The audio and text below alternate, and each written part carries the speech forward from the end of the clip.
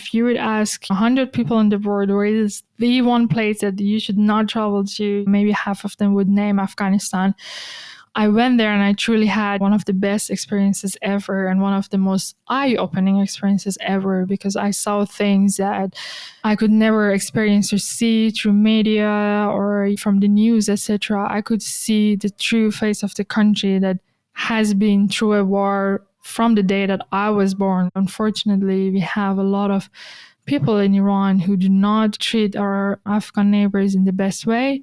And then seeing how well I was welcomed and received there. A lot of people had told me, do not mention you're from Iran. They might not like this. I did not do this because I always shout very loudly that I'm from Iran. It doesn't matter where I go. And what I received in return everywhere, and especially in Afghanistan, was just people's kindness and an extra level of respect and kindness and hospitality from the people. This is the Maverick Show, where you'll meet today's most interesting location-independent entrepreneurs and world travelers, and learn the strategies and tactics they use to succeed.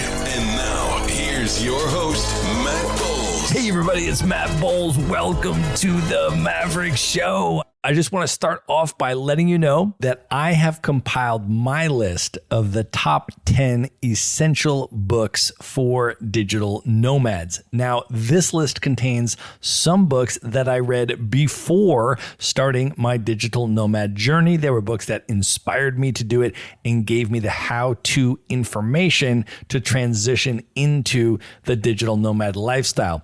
Other books on this list I've come across much more recently, and they have profoundly impacted the way that I see the world and the way that I travel through it. So this is a top 10 list that includes all of those books, and you can get it at themaverickshow.com/books. It's completely free. It's just going to ask you to enter your email, which will put you on to the Maverick Show's Monday Minute email newsletter if you're not already subscribed to that. And then you can check out the list. I write a little bit about why I selected each of the 10 books and how it has impacted me. And then I give you a direct link to each of the books there. So that is waiting for you. You can grab it right now at themaverickshow.com/books. And now let's get into the episode. This is part 2 of my interview with Youshita Fatih. If you did not yet listen to part 1, I highly recommend you go back and do that first, because it provides some really important context for this episode. If you have already heard part 1, then please enjoy part 2 of my interview with Youshita Fatih. Well, I also want to talk to you about some of your experiences living abroad when you finally got your Austrian citizenship and chose to start living abroad in different countries for extended periods of time. And I would love to maybe just start with London. Can you share a little bit about what that experience was, why you chose London, and your very first experience living abroad on your own? So when I started studying in Vienna for international business management, it was very common to do a semester abroad. Within Europe, it's called Erasmus if you choose a European country. So I picked London, and I stayed for 6 months there, which was my first experience of voluntarily moving to a new country all by myself and trying this out. And I was quite nervous doing this. I had no idea how it's going to be. It was the first time I was going to be by myself. And I had traveled here and there with my family, but I didn't really have the experience of traveling anywhere solo. So it was going to be an extended trip. And it turned out to be one of the best 6 months of my life. I had the best time ever. I made a lot of friends from all over the world, people that I'm still in contact with, friends from Puerto Rico, from Spain, from all over Europe, from the United States. And We started traveling on weekends from London to other parts of Europe, wherever we could, to Barcelona, to Scotland, to Italy. And for me, trying out this traveling for first time and discovering what a joy it brings to me and how easy it is and how excited I get about getting around the world. I love that. And I relate to it so much. My first time living abroad was also in college, and I studied abroad in Dublin, Ireland. I went to Trinity College for a year. I took the month of the winter break. My roommate and I went Euro railing all through Europe, and we were just like, this is amazing. And so I feel like that's such a wonderful and transformative experience, and also such an empowering experience. You can be on your own and living in a foreign country. And London, I think, is just such an amazing place also, because you're not just immersing in English culture. You have all of these people from all around the world that are living in London. It's just such an amazing, diverse place. And as you said, you can meet people from all different places and learn about so many different cultures. So I think that's such a wonderful first experience. Another place that has a lot of folks from all over the world living there is Dubai. And I know that you also were based in Dubai. And I know that you worked for Emirates Airlines for a while as cabin crew, which some people might think is a pretty interesting way to try to see the world and travel to different places, to work as cabin crew on an airline. I'm curious for you, though, if you can kind of take us through that experience. What made you choose to move to Dubai and take that job? And then once you got into that job, what was that experience like? Moved to Dubai was just an advertisement popping up my Facebook. And while I was in the university trying to get prepared for an exam, and I just see that Emirates is coming to Vienna for an open day. And before that, I had no clue anything about this. I have had one colleague in my office who had lived previously in Dubai. And she was not a cabin crew, but she was working as a ground staff. And I had this thing in my mind that she had told me, oh my God, my time in Dubai was amazing. And working for Emirates was amazing. We were getting all this free makeup materials and a lot of discounts for different restaurants and places in Dubai. That was the only thing I had heard about working for Emirates. And I just thought, I'm going to show up to this open day. I had no clue what's going to happen. I just thought, I'll go in the morning and I buy some nice suit with skirt and I'll put my hairs up and I'm going to look so special and unique for this day. And I go there and I see there are 130 or 40 other people there. They're all perfectly dressed, even with the correct red lipstick of Emirates cabin crew. Everybody looks amazing, and they are coming here with these folders of their pictures and their resume and everything. And I started talking to these people, and they told me that they had traveled from different countries. There was a girl who was coming from South Korea all the way to Vienna just to attend the open day, and another girl from Turkey. And some people told me this is their 5th or 6th attempt applying for the job. And I was like, okay, it's just going to be a nice day hanging out with these girls, and that's it. I didn't think anything out of it. And then the open day usually starts with the Emirates crew starting with a presentation, talking about the job, and then talking about living in Dubai. And they make this presentation obviously so interesting and exciting that once you listen to that, you're like, okay, all I want in this world is this job, and I want to move to Dubai tomorrow. So after that, I was like, okay, I'm going to put everything that I can. I'm going to, deliver my best. And I just hope that I get through this application process. And I ended up going from one stage to another. They were coming out every 1 hour. You would do a different activity and everybody had the numbers. So every 1 hour, they were like, okay, these numbers are in and these numbers are out. And stage after stage, I was in till only 10 people left. And I ended up getting the job, which meant a ticket to move to Dubai. They would pay for your ticket, for your accommodation. And it was just like a dream coming true. Working as a cabin crew is for a lot of girls, I think, an exciting job that you would want to try out. So all I had to do was to convince my parents that this is a good idea, which wasn't easy, but done. And yeah, I moved to Dubai and I lived there for a year. And I truly had an amazing time working as a cabin crew. Well, I have flown on Emirates multiple times. And one of the things that Emirates is known for that I have also just observed as a passenger is how remarkably internationally diverse the cabin crew is. I mean, they hire people from countries all over the world and have this incredibly diverse staff of cabin crew. I'm curious how that in particular impacted you. Sure. It's truly one of the most international jobs and places you can be. I mean, Dubai itself, and then working at the Emirates, definitely. So they do hire people from really 170 plus nationalities, which means almost the whole world. And when I joined there, you go through 8 weeks of training where you are of different groups. And in my group, every single person had at least a different nationality. Many people like me, 2 nationalities. People were from countries that I had never heard from, like Seychelles, Swaziland. What are these places? And we've never even heard these names. And then you're meeting these people, and they're really great in picking people from different parts of the world, but also from very different backgrounds. So the majority of people coming to Emirates do not come from an aviation background. So I remember in the group that I joined, we had an engineer, we had a pharmacist, we had an art dealer, we had an entertainer, somebody working in business, a teacher, really very random and different backgrounds.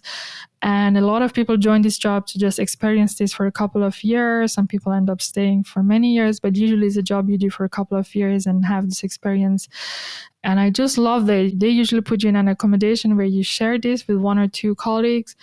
I was sharing my apartment with an Afro-American girl and an Indian girl from northeast of India, which is a region where people look very Asian. I was like, wow, I've never seen Indians who look like Asians from Southeast Asia. And it was a lot of things that I hadn't seen and experienced. And I absolutely love this experience, not only working with this very international group of people, but literally flying every day to a different location. You would also be confronting and interacting with people of that country. So it was truly a journey to a different part of the world every single day. That's amazing. Yeah, for people that haven't been to Dubai, I mean, one of the things I try to explain about it is that the residents of Dubai are 88% foreign nationals from other countries around the world, and it is so diverse. And so if you spend time hanging out in Dubai, you will just have all of these conversations with people that are usually pretty recent immigrants or from these other countries, or people that have just moved there maybe temporarily, maybe not even trying to stay for a long time, but from every continent. Of course, if you're a traveler, you have things to talk to them about because you've been to their homeland, and then you get into all of these amazing discussions with people from all over the world. So Dubai is really a super fascinating place. So how did some of those types of experiences and connecting with those cultures and learning about new countries that you'd never heard of because you met someone that was from there, how did all that impact your desire to travel the world and to really travel extensively, would you say? As you say, every time you meet one person from a new place that you haven't been, and they start telling you the life story, and they start telling you about my country, oh, but you have to visit this and we have to visit that and you have to try this. It just started adding to my list that it's never ending. And once I was in Dubai, I knew I want to do this. I want to travel. I want to see. I want to experience. I realized every time we fly and have a layover, which usually you have if your flight is longer than 4 hours, you end up spending 24 hours in that city. But normally you are just so exhausted because physically the job of the cabin crew is really, really difficult. You spend a lot of hours in high altitude on the flights. And usually most of the crew, when they get to a new place, they're just destroyed. There's this insider joke that cabin crew know that you always say, okay, you reach to the hotel, you're like, let's meet in half an hour in the lobby and we go do this and that and that. And then nobody shows up at the end. But I was the one that always showing up, coming down to the lobby. I didn't care how tired I was. I didn't care how sleep deprived I was. And I always tried to use this opportunity of seeing and experiencing new places. And I knew that from then on, I want to see and experience as much as possible, and I want to see them all. Well, one of the things that you have done in terms of structuring your travel lifestyle over the years that I have really appreciated and found very interesting is you have moved to different countries and taken a job there to live there for an extended period, a year or two or so, which is a really interesting concept to me. One of the things that I talk about is slow travel, but slow travel is relative. So in this sense, you're traveling much slower than I am, and you're immersing much deeper than I am when you stay somewhere for a year or 2 years. But the other thing that that's doing is it's giving you a base that is in a different part of the world that puts you now all of a sudden in very close proximity to very different places than when you lived in another country. And I realized that too, because I lived in Cairo, Egypt for a year. And when I was in Cairo for a year, all of a sudden, places like Dubai and Istanbul and places are now super close that used to be super far. And now all of a sudden you can just hop around and see these amazing new places that are much less expensive, much easier to get to. You can just go for a long weekend trip if you want to, because it's that close. And you definitely couldn't do that before. And so for both of those reasons, I have found this technique of yours, I'm going to call it that, to be very interesting. And I want to go into that a little bit. So can you share a little bit about your decision to leave Emirates, and then once you transitioned from there, I think your next destination was Portugal. Can you share a little bit about that? Because that's also one of my favorite countries. I mean, I try to go to Portugal every year. It's amazing. So many friends in Lisbon that I love to visit on pretty much an annual basis. I was literally just there last month in Lisbon going through. But can you share a little bit about what you were up to in Portugal, where you were in Portugal, and then what that experience was like and what you love about Portugal? Sure. So looking back, it seems like I did pick up a country to live for a couple of years, but this was definitely not the plan. But I think it did turn out to a good plan. And I do love how things worked out. So every single country that I moved after Dubai was super random and not planned. But I just felt like I opened myself to let the universe offer me these chances. And every time there was a chance, I was very happily accepting it and saying yes and trying it out. And so far, they were all good decisions. So after my time in Dubai, I wanted to move back somewhere in Europe, but I did not want to go back to Vienna as much as I love the city. It wasn't that exciting enough. I had lived there for many years, so I was hoping, to end up in a new place. So I was contacted by a headhunting company for a job in Lisbon. It was a company I didn't know. They were like, they're going to hire you. They're going to pay for your flight and a relocation package. They're going to offer you an apartment shared with some colleagues. And I was like, this sounds too good to be true, but it sounds like a free trip to a country I haven't been. So let me say yes. I've got nothing to lose.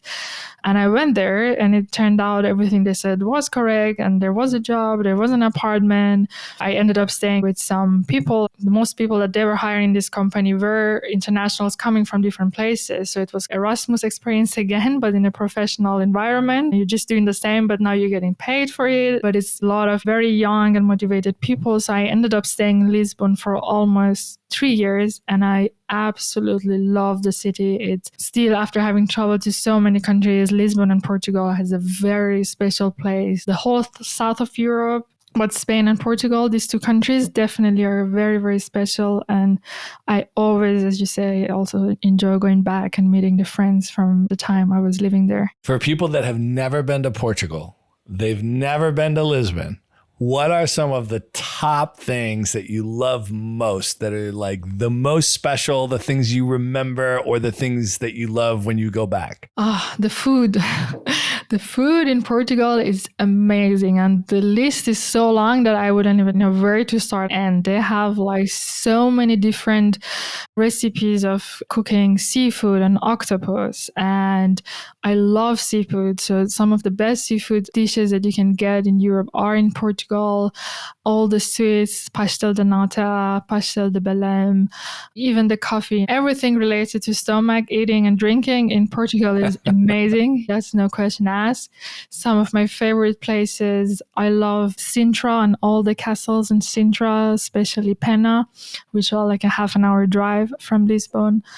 I absolutely love all the beaches around, so from Cascais to all the way to Costa de Caparica in south of Lisbon, and all the 7 hills you've got in Lisbon. The city is structured in such a different way. It doesn't look like any other European city. It has a little bit of South American vibes, South European, a very unique vibe to Portugal. And it doesn't matter where you end up in Lisbon, you always see something new, unique, and it's just an absolutely lovely city. to live in. Yeah, it's incredible. I mean, there were so many compelling moments of my Lisbon experiences. I can remember sitting in the Alfama quarter, the old city, listening to fado music, which are these super dramatic, emotional Portuguese ballads, and you're drinking Portuguese wine, which in my opinion is some of the most underrated and most amazing wine in all of Europe. I actually spent my birthday a couple years ago in the Portuguese wine country. Took a bunch of people and went down to Alentejo and rented an Airbnb, and then we're just hopping around wine tasting in these gorgeous vineyards and stuff. And so Portugal continues to surprise and delight, and I continue to go back pretty much every year. It's a really, really special place. Another spot I want to talk to you about, though, is Switzerland. When people ask me, what's the most beautiful country in the world? I'm like, I don't know. There's a lot of beautiful ones, although it is really hard to compete with Switzerland. I can remember that I went to Switzerland, and the tip I've been giving people, I have not spent a lot of time there. You spent a ton more time than I have there. But when I went there, I went in the wintertime, and I went and I got a 3-day Swiss rail pass. And my business partner, Valerie, and I were actually there together. And what we decided to do for our annual executive leadership meeting, instead of sitting in a room in some building talking about our business plan for the year, we're like, why don't we get 2 first-class tickets, 3-day Swiss rail passes, and we'll take trains like the Glacier Express from Saint Moritz to Zermatt, an 8-hour express train through the Swiss Alps, and we'll just have our meeting on the train while we're looking out the window. And so we went around Switzerland in like 3 days, and then ended up in Zermatt and skied Matterhorn. And when you ski the Swiss Alps, I will also say that is something that for me, I mean, you talked about skiing, and I've never skied in Iran, so I can't obviously compare it to that. But I will say that I have skied in a number of places around the US, and I've now skied internationally. But when you ski the Swiss Alps, I mean, it really, for the other skiing that I have done, everything is all of a sudden now in a totally different perspective. I mean, they have ski runs in the Swiss Alps, if you ski the Matterhorn Glacier Paradise, that are like 11 miles long from top to bottom. And you're, of course, right on the border with Switzerland and Italy, so you can go up to the top. And then the run, when you're deciding which ski run to go on, it has a flag of either Switzerland or Italy to let you know, if you take this run, this is the country you're going to end up in at the bottom. And so you can ski down into Italy and have lunch in an Italian place, and then go back up and then ski back down into Switzerland. And so my entire perception of Switzerland, that is just like this magically gorgeous place, because I had such an incredible time there, but it was relatively short. I have certainly not lived in Switzerland. So I would love to hear from you what brought you to Switzerland and what was your experience like in Switzerland. I completely agree to everything you said about Switzerland. It's definitely one of the most beautiful places in the world. I have to say though, coming from Austria is just as beautiful as Switzerland, but people keep talking about Switzerland as it is the more special one. But if you travel, especially in the west part of Austria, these two countries are so similar and offer the same type of experiences that you say. I moved to Switzerland for a job in Liechtenstein, which is a very tiny country between Austria and Switzerland. It's a very special place, tiny place with 30,000 people living there. And because of its regulations and tax system, it attracts a lot of startups and companies. So you have a lot of companies registered there who have a base there, or sometimes these are just remotely managed companies and you don't see the people there, but they're just registered there. So I moved there to work for a startup, and I ended up living on the border on the east of Switzerland in a small city called Bux.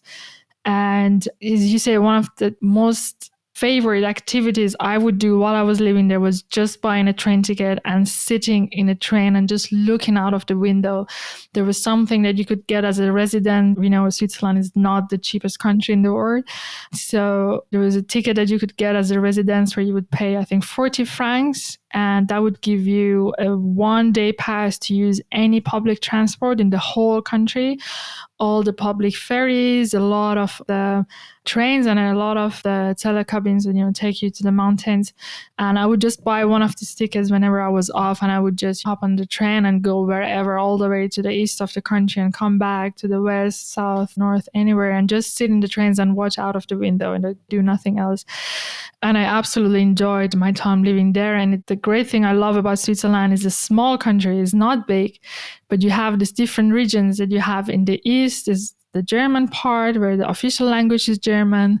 The culture is very close to Germany. The traditions are very close to Germany. And then you have on the other side the French part, and in the south, the Italian part. And in a very short amount of time, if you really travel from one region to another, you feel like you're in beautiful Switzerland, but with the French touch. And then the cuisines, the taste, the flavors, people's behavior, the way they speak, everything suddenly sounds French. And you go in the south, everything turns Italian, but you're still in Switzerland. So it's a very, very beautiful country. And I stayed there for 2 years, and I really enjoyed living in the middle of the Alps. Well, first of all, just to endorse what you said at the very beginning about Austria also being amazing. And Austria actually has a really special place in my heart in my travel journey. I will say this, that trip I told you about when I was living in Ireland the first time, away in a foreign country by myself, and my roommate and I took the Eurorail through Europe. We're like, okay, we got a month, and at the time it was like a 17 country hop on, hop off pass, and you could kind of go through all these places. And we're like, okay,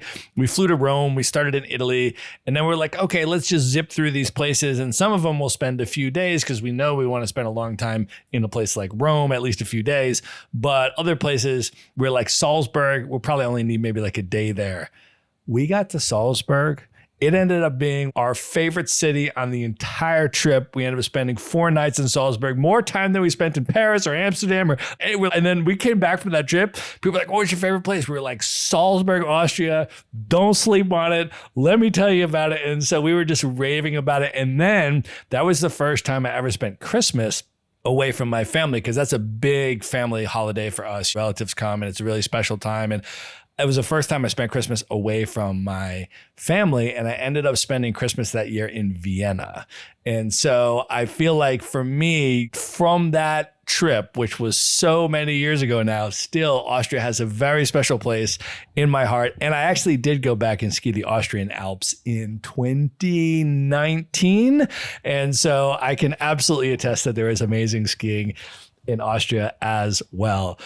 But I want to ask you about the next place that you moved after Switzerland, which I believe was the island of Malta, which is a really fascinating place. I lived in Malta for about a month, and it is just such a unique and fascinating and different and interesting place. I'm curious, what was your experience like in Malta? Completely agree as well. So I got approached again by a headhunting company out of nowhere. Again, Malta was never on my radar to move to. And I got offered a job opportunity in Malta. And all these countries that I told you I moved to them the first time I visited them. I had never been to any of this country. And the first time I went to Portugal was the first time I moved there, etc. So Malta, again, I had never been there even as a tourist. Sounds like opportunity to see a new country again. I'll go, I'll see. If it's not good, I'm going to leave. And I ended up staying for 1 full year.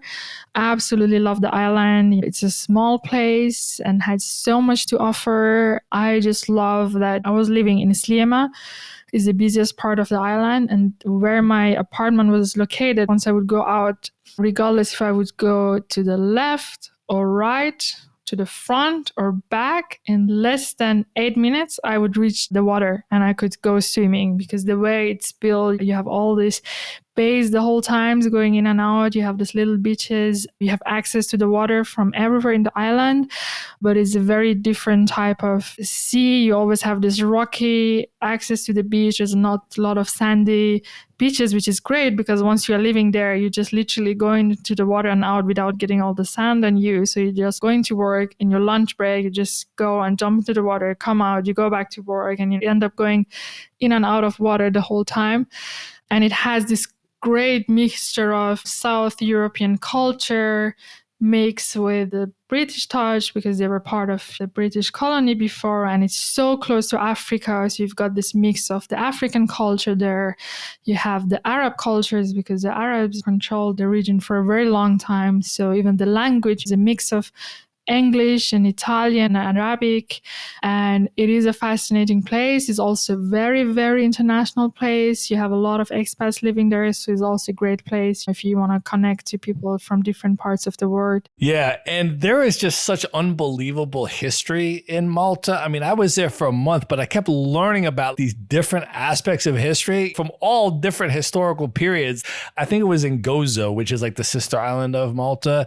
And I was on some tour there and they're like, yeah, you know that story in the Odyssey where the Calypso holds Odysseus in a cave as a sex slave? Yeah, that was right here. Like, this is supposed to be that cave, apparently. And I was like, what? And then like you learn the story about how St. Paul the Apostle is the patron saint of Malta because he was being transported as a prisoner and got shipwrecked on Malta and brought Christianity to Malta. And then there's a story of Caravaggio, the Italian painter, who apparently was in a bar fight. I think it was in Rome or something like that, and kills someone in a fight. And so they're after him for murder charges. And Malta apparently offers him sanctuary. You can come here if you paint. And so he moves to Malta. And so apparently the only painting that Caravaggio ever signed is his painting in the St. John's Cathedral in Valletta in Malta, the beheading of John the Baptist, which is unbelievable. And they don't allow you to take your pictures in there or no cameras and stuff like that. But then there's this story about Caravaggio. He gets invited to be part of the Knights of Malta, and he's rising in the ranks of the Knights of Malta. And then all of a sudden, apparently, he gets drunk, gets in another fight, and almost kills one of the top people in the Knights of Malta. So then he gets defrocked and gets chased out of Malta, and he flees to Sicily. So there's just all of this wild history in Malta. If you look a little bit into that, you're just going to be like, where am I? Like, this place is crazy. It's so interesting, though. So I also want to talk to you about where you are now in the Gibraltar region of Spain, or I guess technically the United Kingdom. If you can share a little bit about what brought you to Gibraltar and how you have found your time there. Yeah, so I ended up moving to Gibraltar for another job opportunity. It was, again, not on my radar, not planned to come here, but I got offered a job opportunity for a company in Gibraltar. And that's how I moved here 2.5 years ago. So I live on the Spanish land, on the Spanish side here in San Roque in Spain. And I crossed the border to Gibraltar, which is an overseas British territory. It's a very small place, a very, very special place where you have the Rock of Gibraltar.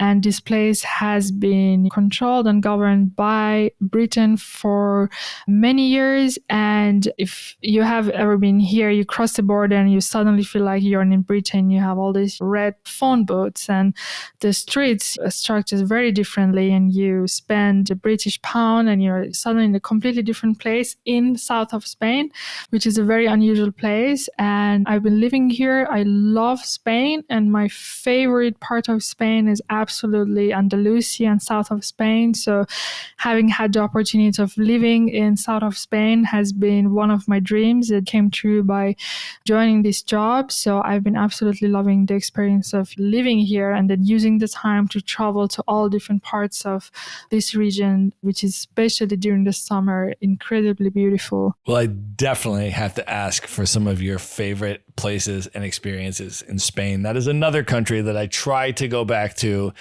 at least once a year, and I have spent about a month in a number of different regions. So ideally, as you know, the way that I prefer to travel is to go and stay somewhere for at least a month at a time. So I spent a month in Bilbao in the Basque Country. I spent a month in Valencia. I spent a month in Barcelona.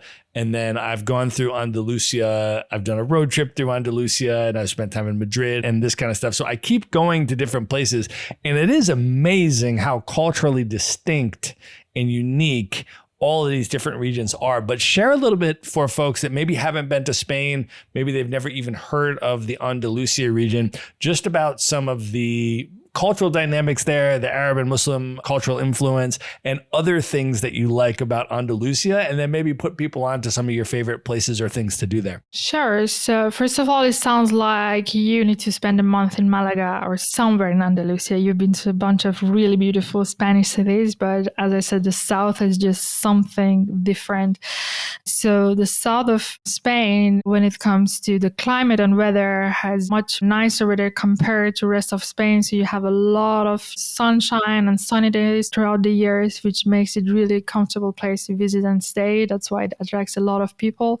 You are in the south where the Andalusia starts. On the east, you're on the Mediterranean coast, and very close to where I live in Tarifa, the Mediterranean ends and the Atlantic Ocean starts, which completely changes the scenery and the type of beaches, the water and everything. Both sides have their own unique atmosphere, but once the Atlantic starts, the beaches become so beautiful and unique. So you have this very long stretch of beaches starting from Tarifa, which is the first town, and then going through Bologna, and you reach the Cadiz region, where you then end at the Portuguese border, where you also have on the Portuguese side in the south of Portugal, very, very beautiful places.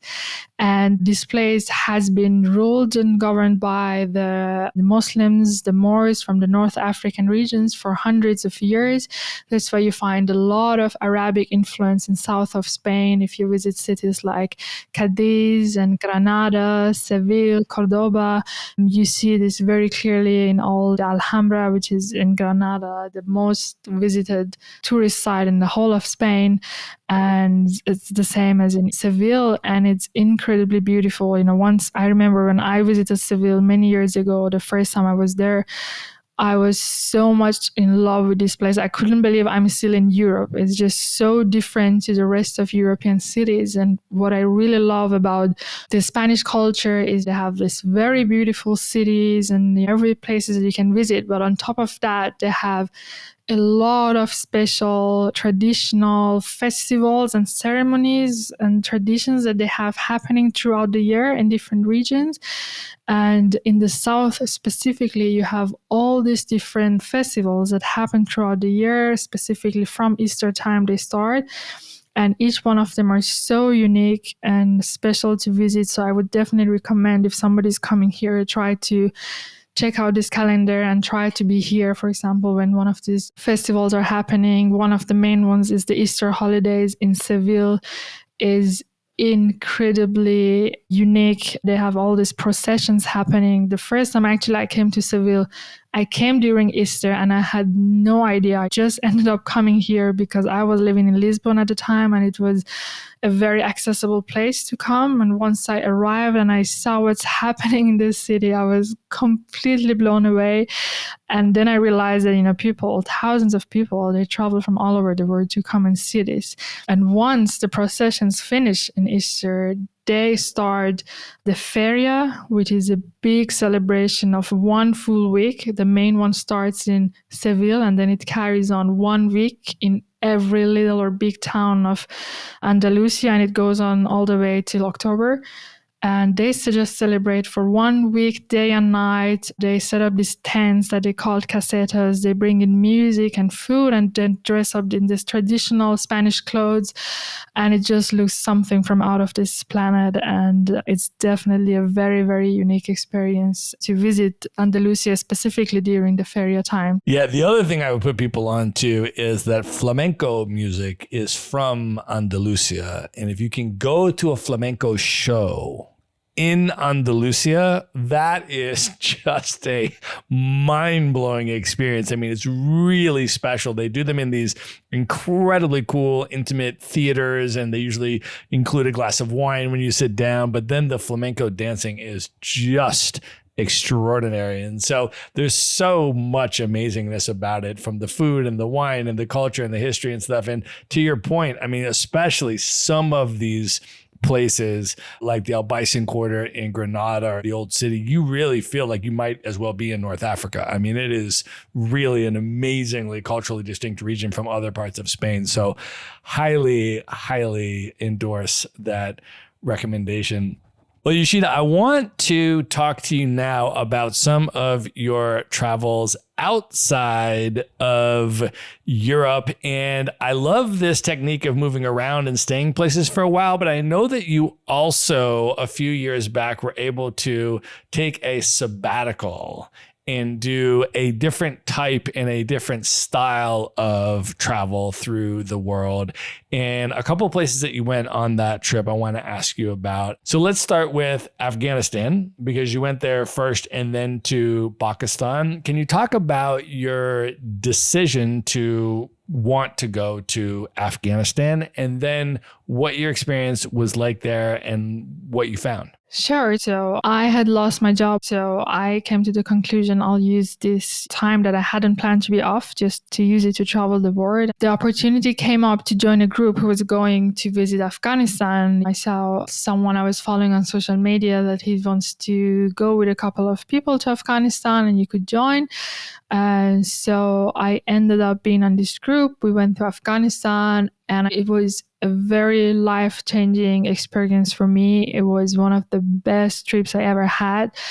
Afghanistan being a neighbor of Iran, it just had a different place in my heart and a different way I could connect to people. I could speak the language, so the experience I had was very unique and different. So from the moment we landed there, I had the feeling I'm just in a different part of Iran. I could easily communicate and speak to everyone. I was able to read everything. And this was at a time that the situation in Afghanistan was very, very bad. This was couple of months before Taliban took over the country, and the country was truly in war. So Taliban was fighting to get over the control, and there were on a daily basis multiple bombings and attacks happening in Kabul and outside Kabul. So, for example, the day I arrived to Kabul, on the same day I took a flight out to Herat. At the time, it was not possible to do any road trips. It wasn't safe. There was a lot of risk on being kidnapped or being attacked. So you had to travel by plane to different cities. And as soon as I arrived to Herat, we heard that Kabul University was bombed and a lot of people were killed, which got a lot of media attention. It was not the only bombing happening on those days, but because it was a more special place, it got more attention. And this was happening on a daily basis. Still, country being in such harsh conditions, I still had a great time, and it seems like life was going on for a lot of people. I met some truly amazing people on this trip. I traveled to Bamiyan, where I met some very inspiring women who had done amazing things in their life. I met Fatima, a girl who was literally the first woman who ever started skiing in that region, because it's a very mountainous region. They get a lot of snow in winter. And some people had just started bringing in some ski equipment and trying out skiing. But we're talking about a place where there isn't any ski lift or facilities for skiing. You just got the mountain, the snow, and some equipment that you can use. So skiing literally means you have to climb the mountain up to just ski down for a couple of minutes. And this girl had done this so many times that she had become a ski champion and started inspiring other women to start skiing in the region. So yeah, it was a very life-changing trip for me. I stayed there for a week. The country wasn't in a condition that you would be able to spend more time. So we did this one big trip. And from there, I continued to Pakistan, where I was in a little bit of a better conditions when it comes to safety. And I ended up staying for a full month in Pakistan. Well, I definitely want to hear about your Pakistan experience and what you did there for the month. Can you share a little bit about the itinerary, and then what were some of the highlights? I mean, especially for people that have never been to Pakistan, what was your experience like? So Pakistan definitely now, after having visited, is one of the top maybe 5 countries I've ever visited. Is one of the countries that completely changes your mind about your conception of the country. It is so different to what a lot of people would think about. And especially as an Iranian, I can relate a lot to this. And I started my trip in Islamabad. I flew from Kabul to Islamabad. I spent a couple of days Then I traveled to the north region where you've got the very beautiful mountains and Hunzu, where you can drive all the way from the Karakum highway to the China border, which is one of the highest altitude located highways in the world. I spent a couple of very beautiful days there. I came back to Islamabad. I went to the west, to the Afghanistan border, to Peshawar, where I had some beautiful days there. Along this trip, I was only spending time with the locals. I was couch surfing and literally going from one couch to another, from one home to another, from one wedding to another, meeting all these different people. And I ended up in Lahore, where I got very, very sick. And I felt so sick that I couldn't get out of the bed. And at the time, I was staying with a family from couchsurfing in Lahore. This is a family, a couple at my parents' age that host travelers on a regular basis. And I was staying with them. We had a really great time till I got sick, and I was doing all these COVID tests, which were turning out negative. But there was a lot of evidence that I did have COVID. But the bottom line was that I wasn't feeling well, and I was asking them every day to let me move to a hotel because I was so worried to have people around me who could get sick the same way. And this family did not let me move out till I was fully recovered and feeling well, which took, almost 12 or 13 days. They were taking care of me like their own child, bringing me food, making sure I have access to anything I need till I was fit enough to continue my trip. And from there, I really, really, really wanted to go to Iran, and I really wanted to go to Iran by land because I was so close to the country, and it just didn't make any sense to me to take a flight to one or two other locations. I think if I wanted to fly, I needed to go back to Dubai or Turkey and then take a flight to Tehran when I am so close. But the problem was that the land border was closed, and the land border between Iran and Pakistan is in the Balochistan region. Balochistan is a shared region that both countries have. The people from the regions are Balochis, which are by ethnicity, they speak the same language, traditions, etc. But both these ethnical groups have a lot of problems with their governments in both countries. Both in Iran and in Pakistan, there's a lot of clashes happening there. The governments are discriminating the people a lot in this region, and they are considered to be the least safe parts of both countries. In Pakistan specifically, you are not allowed to travel there unless you have a special permit from the government, which wasn't able to be obtained during pandemic. But I really wanted to go to Iran by land. The whole month that I was there, I was just asking people, is there any way? Can I go there? And people were telling me off that, don't try it, just take a flight. And I insisted that I want to go there. And from all this couchsurfing local experience ball kept rolling, and I kept meeting more people. At some point, a friend of a friend was from Balochistan, and they told me, okay, just book a flight, fly to Balochistan in Pakistan, and our friend will pick you up. Just pretend that you are a Pakistani woman. Don't speak to anyone. Just try to blend in as much as possible. Go there, see the situation, and if it works out, they might help you drive all the way to the border. And I did this. I spent a couple of days in Balochistan, had an amazing experience, went to places and done things that you don't get to do as a tourist. And at the end, these people helped me to drive all the way to the border, which was closed for 2 years at a time, I think, because of some incidents that hadn't happened before there. There were some tourists that were kidnapped a couple of years ago.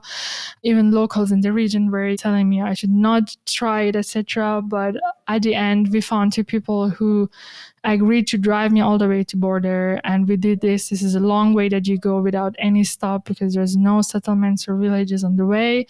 So if your car breaks down, or if you're out of petrol, or if anything happens, you're screwed. We left early morning, 3 a.m., and we just drove, I think it was around 700 or 800 kilometers. We just drove all the way to the border. They dropped me. I passed immigration. They had spoken to a lot of police officers to make sure that they know I'm arriving.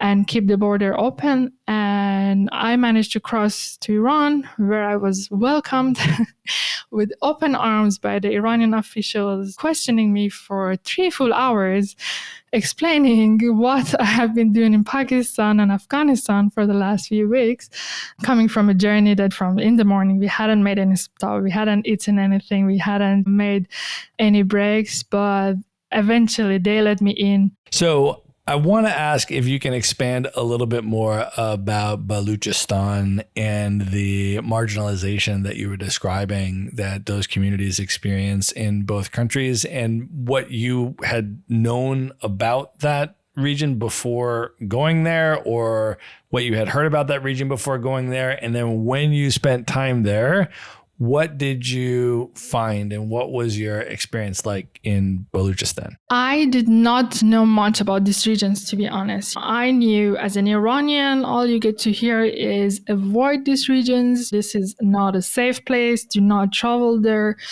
In the Iranian part of Balochistan, they consider the border to be very dangerous, and they consider the people to be very dangerous, which is obviously not true.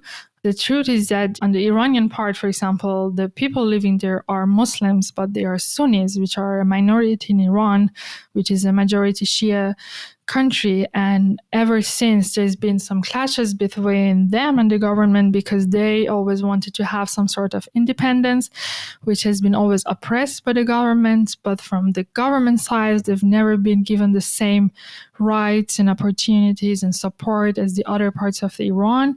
Is the least developed part of Iran. The government does not take care of the people when it comes to wealth situation. The people are worse off of other parts of Iran.